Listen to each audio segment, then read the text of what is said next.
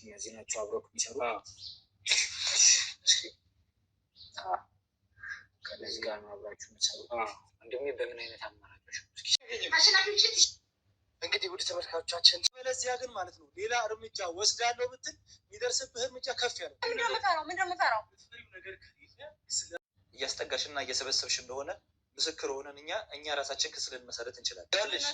ተረጋጊ፣ ተነሽና ቁጭ በይ። ትክክል የመጣውን ሰው ፊቱን አይተሽዋል? አይቼዋለሁ። ፎቶን ባሳይሽ ታውቂዋለሽ? ሰተት ብለህ መተህ የት ነው ያመጣችው ይላል። እጅግ በጣም አመሰግናለሁ፣ ግን ጥበቃ እንዲደረግልኝ እፈልጋለሁ። አንድ ሰው እንኳን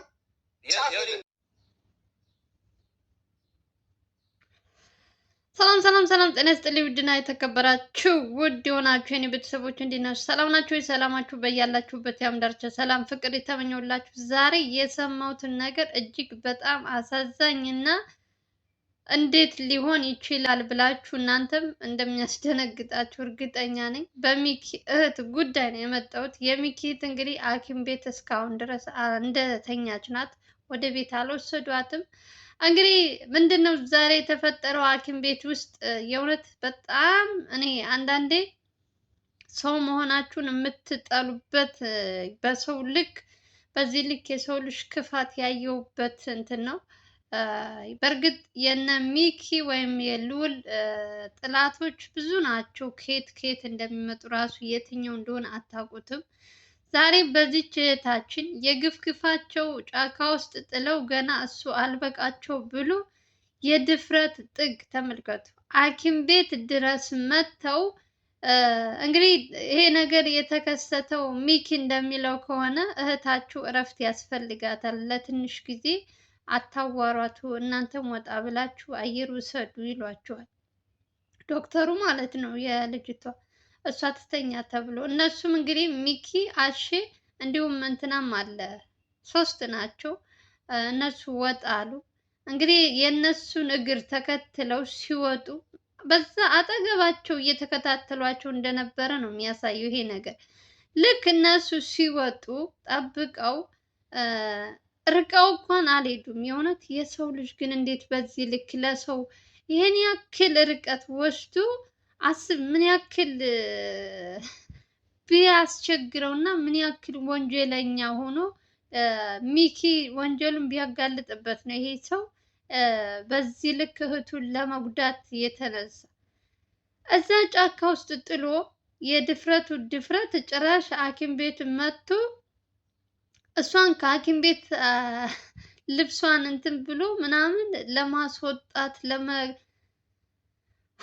አቤቱ ጌታ ሆይ ምን አይነት እንትን ነው? እኔ ግን አንዳንድ ጊዜ ባልሰማ ስልኬ ነው ጥላቴ ትላላችሁ። በቃ ስልካችሁ ከሌለ ምንም ነገር አታዩም። ምን ይፈጠር አይፈጠር እንዴት ይጨንቃል። በቃ እኔ እንትኑ ሲነግሩኝ እንዴት እንደደነገጥኩኝ እንዴት ማለት አንደኛ ልጅቷን ይዘዋት ቢሄዱስ ለሰከንድ እነ ሚኪ በሰከንድ ወጣ ባሉበት እግራቸውን ተከትለው ገብተው እህቱን ይዘዋት ወጥተው ቢሆንስ? እሺ አሁን ዛሬ እነ ዶክተር የተባሉት እዛም እንትኖች እነሱ እንትን ባይሏት ኦሬዲ ልጅቷ ቁማ አትሄድም። ገና በደንብ እንትን አላለችም። መቼም ደግፈሽ ወይ አቅፈሽ ስትወስድ ምንድነው ምናምን የሚባል ነገር አለ። እንዴት አይነት ጭንቅላት ቢኖራቸው ነው እነዚህ ሰዎች ግን ድፍረታቸው። ሐኪም ቤት ውስጥ ገብተው የእንትን ጋውን አንደኛ ነገር ይሄ ራሱ ሊያስከስሳቸው ይችላል። ታውቃላችሁ የሐኪም እንትን ጋውን ለብሰው ዶክተር መስለው እየገቡ ታማሚ እንደዚህ በማፈን ምናምን ምን አይነት እንትን ነው ግን? እዚህ በፊት ማንን ነው እንደዚህ ሐኪም ቤት ገብተው አፍነው እንትን ሊሉ? ማን ነው? በመስፍን ጊዜ ታስታውሳላችሁ? ስሙ ጠፋብኝ። የወንዱ ልጅ ሴትና ወንድማማቾች ሐኪም ቤት አፍኖ እሱን ለመግደል ሙከራ ሲያደርጉ ነበር። ዛሬ ደግሞ የሚኪን እህት እሷን እንኳን ለማፈን አይደለም ይዘዋት ሊወጡ ነበረ። ይዘው ሊወጡ ሌላ ቦታ እንቀይር ምናምን ቤተሰብ ነን ምናምን፣ አንዱ ጋውን ለብሶ ሶስቱ ደግሞ ቤተሰብ ነን፣ የእንትን ፍቃድ ካልተሰጣችሁ እዚህ ሐኪም ቤት መውጣት አትችልም ብለው እንግዲህ ክርክር ሲያመጡ ነው ዶክተሮቹ ልጅቷ ትወጣለች አትወጣም ተብሎ እንትን ሲሰጣችሁ ነው ከዶክተሮቹ እንጂ ዝም ብሎ ማውጣት አይቻልም ተባሉ። ከዛ እነ ሚኪ ተደወለለት ዶክተሩ አንደኛው ምንም ችግር እንትን ሲል ደውልልኝ ምናምን ተባብለው ተሰጥቶታል ይመስለኛል። እንግዲህ እሱ ሚኪ እንደሚለው ዶክተሩ ነው የደወለልኝ ነው የሚለው። ከተደወለለት በኋላ እነሱም ብዙም አራቁም ነበረ። ልክ እነሱን ሲያዩ በቃ ምን ወይኔ እንዴት እንዳሳዘነ ሚኪ የእውነት እንደ ሴት ልጅ ነው ስቅስቅ ብሎ ያለቀሰው። በገዛ እጄ እህቴን አስገድያት ነበር ባልወጣስ ብሎ ማለት ነው።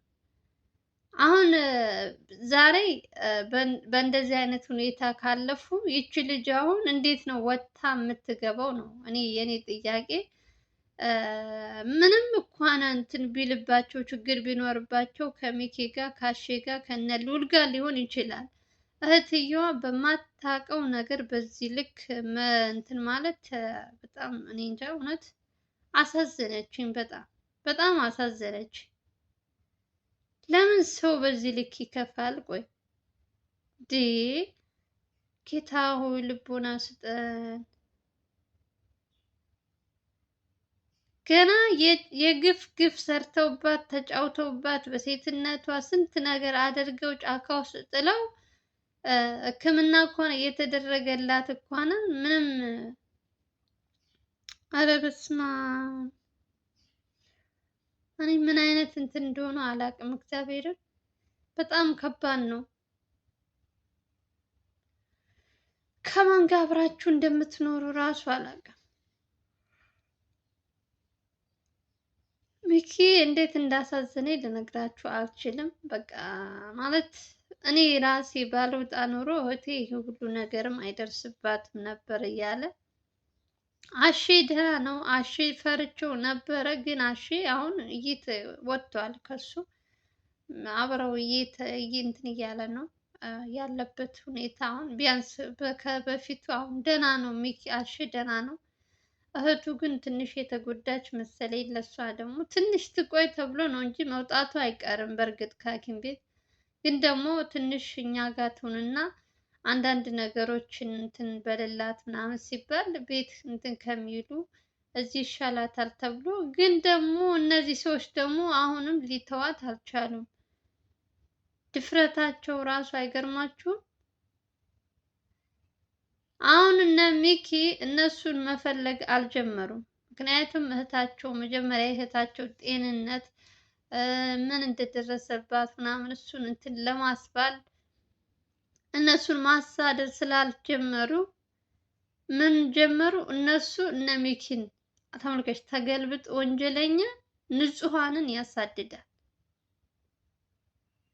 ገና ጥፋታቸውን እኔ በእነሱ ቦታ ብሆን እደበቃለሁ። የእውነት ሰው እንዳያየኝ እደበቃለሁ። እነሱ ግን ምን አይነት ልብ እንትን ቢኖራቸው ነው ሐኪም ቤት ድረስ ተከትለው የመጡት? መጀመሪያ ምን ሊሆን እዛ ጫካ ውስጥ ሊጥሏት ቻሉ? ከጣሏት በኋላ አሁን ደግሞ እንደገና እንደ አዲስ ምን አገርሽቶባቸው ነው ደግሞ ይዘዋት ለመጥፋት? ይሄን ያክል የሰው ልጅ አረመኔና ጨካኝ ከማን ጋር አብራችሁ ራሱ እንደምትሰሩ አላውቅም። እነዚህ ሰዎች ሲጀመር ከመጀመሪያም ልጅቷ ከሐኪም ቤት ስትገባ ከጫካ አንስተው ሲያመጧት ጀምሮ እየተከታተሏቸው ነው እንጂ እንዴት ሊያውቁ ቻሉ? ሐኪም ቤቱን ባይከታተሉ ኑሮ እንዴት ሊያውቁ ይችላሉ? ወይ ከነ ሚኪ የሆነ የሚደውሉ ቦታ ምናምን የሚናገር ሰው አለ፣ ወይም እነሱ ራሳቸው እየተከታተሏቸው ነው። በቃ ከሁለት አንዱ ነው ብዬ ነው ያሰብኩት።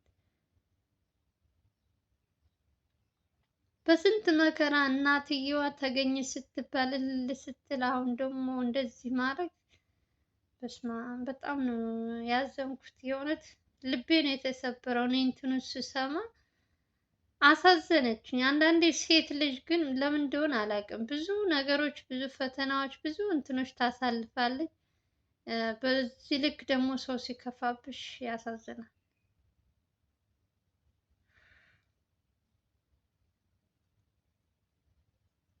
ምን አይነት የግፍ ግፍ እንደሆነ አላውቅም። ልዑል ለራሱ ቀንና ሌሊት እረፍት አጥቶ የማን ነው የኤልሳ ኤልሳና አባቷን ለማገናኘት አባቷን ካለበት ፈልጎ በጣም ብዙ ነገር እየሰራ ነው። ሰሞኑን እነ ሚኪንም ለማገዝ ይቅርና ለራሱም ጊዜ አጥቷል።